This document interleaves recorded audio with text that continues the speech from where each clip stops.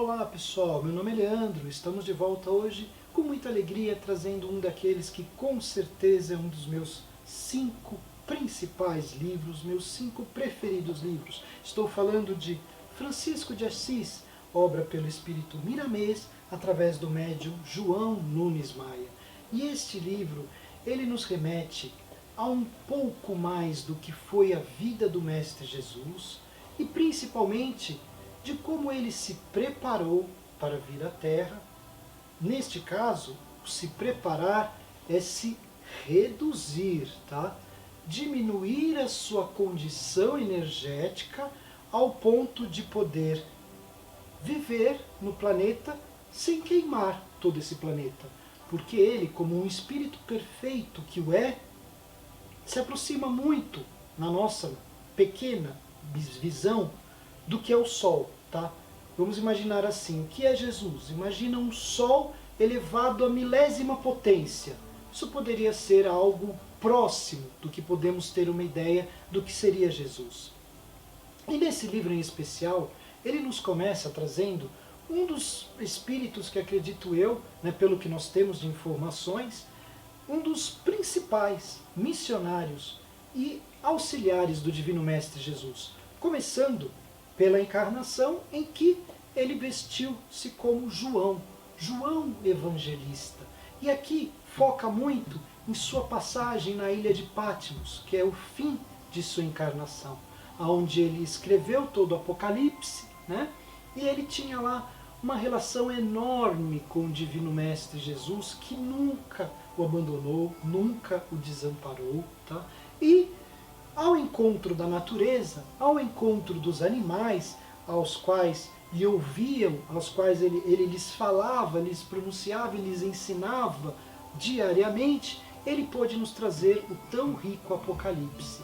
E é muito interessante mostrar que aqui esse livro nos mostra não só a diminuição que Jesus precisou fazer de sua condição energética para poder fazer parte, para poder estar entre nós, mas principalmente também da condição do planeta.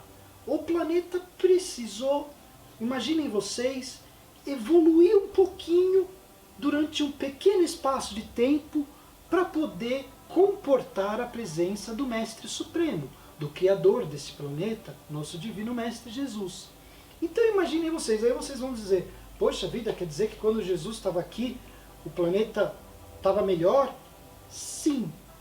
Embora tudo que tenha sido feito a ele, embora todo o sofrimento que ele sofreu, aqui Miramês nos conta que durante 1000 anos antes da vinda do Mestre Supremo, ele começou a se diminuir energeticamente e ao mesmo tempo começou-se a fazer uma limpeza dos piores espíritos, dos espíritos mais infelizes que nesse orbe existiam. E isso ocorreu também após a passagem do Mestre. Após a passagem, após o desencarne do Divino Mestre Jesus, 1000 anos levaram-se para que essas entidades de pior condição pudessem voltar. E onde ficaram? Aqui nos diz, ficaram numa instância chamada Cruzadas. Nessa instância eles nos dão uma ideia de que tinham aproximadamente 4 milhões de espíritos presos, tá? E depois de 1000 anos, eles voltaram a reencarnar. Coincidência ou não que depois de 1000 anos, após a vinda do Mestre, estamos falando de um ano 1000 e pouco, começaram-se também as cruzadas, alguns anos depois, 2 séculos depois, a Inquisição, E esse período terrível em que aqueles que exerciam o poder da religião na época matavam em nome de Jesus, Invadiam em nome de Jesus. Foi um período terrível. E aqui nos mostra, olha, tem muita informação aqui, tá? Não dá, eu não vou nem tentar mais continuar resumindo a vocês esse aspecto. Vocês precisam aproveitar que existe esse livro e precisam ler, tá? O mais importante mesmo, é Jesus nos mostrar que ele não ia deixar o mundo desamparado. ele não ia deixar com que apenas as trevas reinassem, uma vez que os piores retornaram ao orbe, tá? Só uma coisinha que eu preciso lembrar a vocês, um dos príncipes dessas instâncias espirituais, intitulada como Cruzadas, é aquele que aqui, por volta de 1900, encarnou-se com o nome de Hitler, tá? Ele está sendo muito bem descrito aqui, enfim, leiam, procurem. Mas, o que de bom veio? O que de bom veio para cá nessa época? Jesus mandou de volta um de seus principais discípulos. Nos mandou de volta, reencarnado, João Evangelista, nessa vez como Francisco de Assis.